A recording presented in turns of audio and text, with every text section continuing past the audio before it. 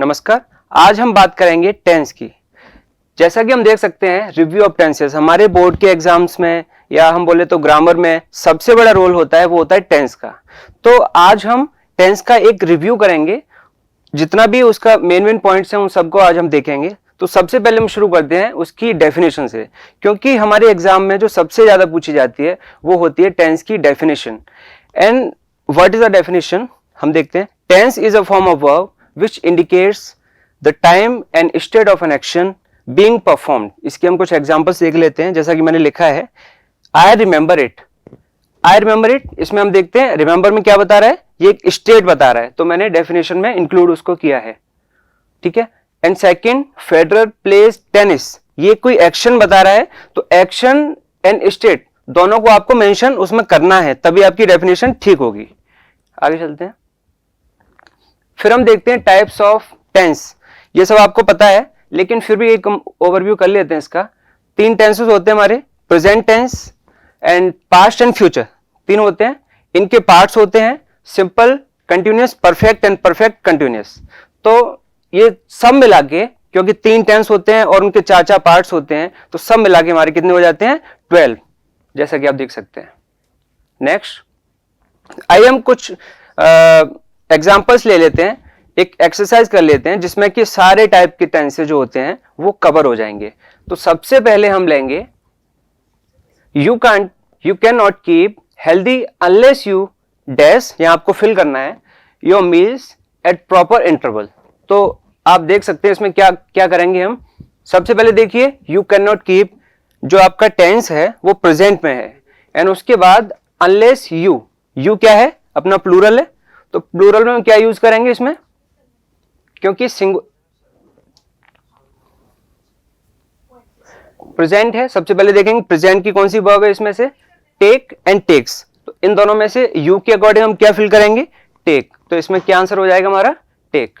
Second, father is not at home, he dash out, तो इसमें हम गो को फिल करना है। कैसे फिल करेंगे, सबसे पहले देखेंगे father is not at home, ये प्रेजेंट की बात हो रही है, एंड ही आउट, तो इसमें अगर प्रेजेंट की बात हो रही है तो कौन सी वर्ब इनमें से जो है वो प्रेजेंट की है, देखेंगे हम।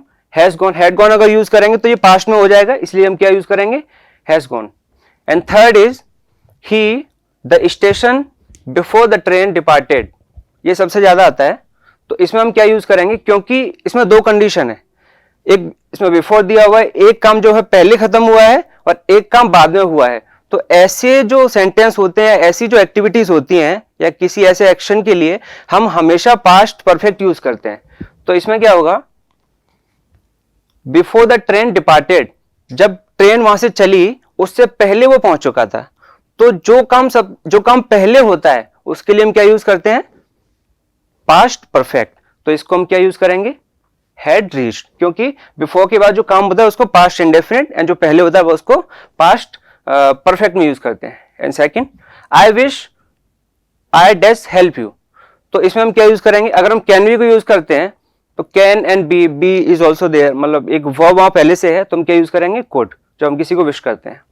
Second, fifth, he can not play in the match as he dash his foot, ठीक है, he can not play in the match, ये प्रेजेंट की बात हो रही है, एंड हम इसमें क्या यूज करेंगे, उसका रीजन जो बताया उसने, वो क्यों नहीं खेलेगा, क्योंकि वो इंजर्ड हो गया है, यानी कि अभी हुआ है, इसका मतलब है कि वो प्रेजेंट में ही रहेगा, एंड हैज इंजर्ड आएगा, क्योंकि ये कोई कंडीशन नहीं है कि उससे पहले वो हुआ, उससे पहले हुआ, इसलिए हम इसको प्रेजेंट परफेक्ट में यूज करेंगे।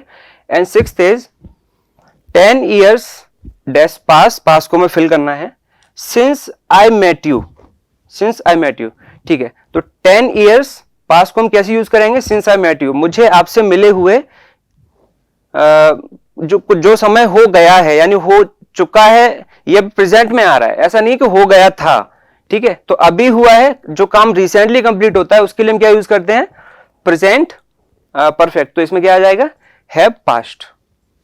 Next, seventh, if I dash you I would not dye my hair blue, yes, तो इसमें हम क्या करेंगे, अगर मैं तुम्हारी जगह होता, ऐसी चीजों को हम जब विश करते हैं कि अगर मैं तुम्हारी जगह होता तो ये करता, तो ये जैसे आप कंडीशन में पढ़ते हैं सेकंड टाइप जो होता है, तो उसके लिए हम क्या यूज करेंगे, इफ आई वर यू, क्योंकि जब कल्पना करते हैं किसी चीज की, जब हम कोई चीज विश करते हैं तो क्या यूज करते हैं, वर, तो यहां पे हम वर इसमें यूज करेंगे। 8th, if I were the education minister I dash the caste based reservation system. तो if I were the education, ये भी सेकेंड टाइप ऑफ कंडीशनल में आता है, इसमें हम क्या यूज करते हैं, वुड अबॉलिश, ठीक है, ये पास्ट में होगा।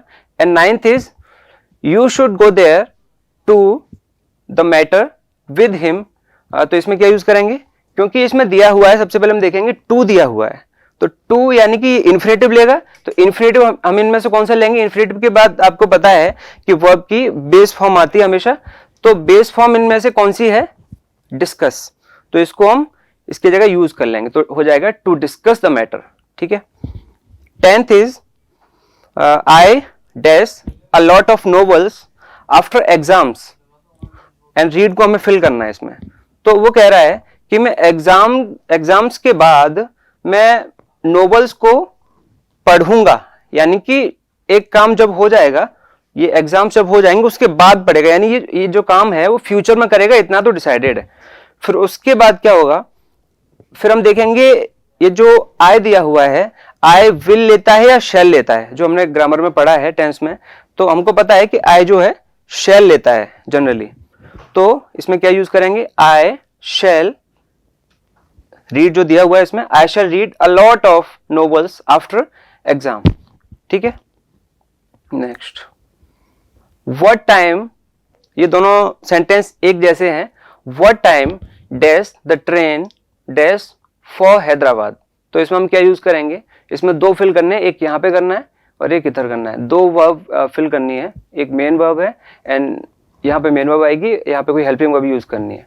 तो what time the train dash for Hyderabad, क्या यूज करेंगे हम, इसमें जो हमने मेन वर्ब ली है वो लीव ली है, तो लीव को हम कैसे यूज करेंगे, इसमें आप यूज करके देखो। सबसे पहले अगर हम विल यूज करते हैं यहाँ पे, तो विल यूज करेंगे तो उसके साथ वर्ब की फर्स्ट फॉर्म में आईएनजी आती नहीं है। शैल लीव अगर करते हैं तो व्हाट टाइम, टाइम क्या लेता है, शैल किसके साथ आता है, शैल आता है आई के साथ, तो उसको भी यूज नहीं करेंगे। And are going to leave, ये तो वैसे ही गलत हो रहा है। विल लीव इसमें हम करेक्ट यूज करेंगे, विल टाइम के हिसाब से आएगा एंड लीव जो कि विल जो होता है वो फर्स्ट फॉर्म लेता है, तो उसके हिसाब से विल लीव हमारा करेक्ट हो जाएगा। And finally last sentence is what time dash you dash to Delhi today, इसमें हम क्या यूज करेंगे, व्हाट टाइम सेम सेंटेंस है, क्योंकि ये विल और शैल में से विल लेगा, तो विल का यूज हम यहां कर देंगे एंड उसके बाद जो है हमारी वर्ब की फर्स्ट फॉर्म आएगी, तो इसमें क्या यूज करेंगे हम, विल एंड वर्ब की फर्स्ट फॉर्म, तो इसमें हो जाएगा विल गो। तो ऐसे ही आप प्रैक्टिस करते रहिए एंड जो भी एक्सरसाइजेस हैं जैसे मैंने आपको दिखाया, तो ये सारे सेंटेंस, सारे टेंसेस की एक हर टेंस में से निकाल के मैंने इस एक्सरसाइज को बनाया है। तो आई होप आपको कुछ सीखने को मिला होगा एंड आप अगर कोई क्वेरी है आपकी तो आप कमेंट बॉक्स में हमें बता सकते हैं एंड थैंक यू।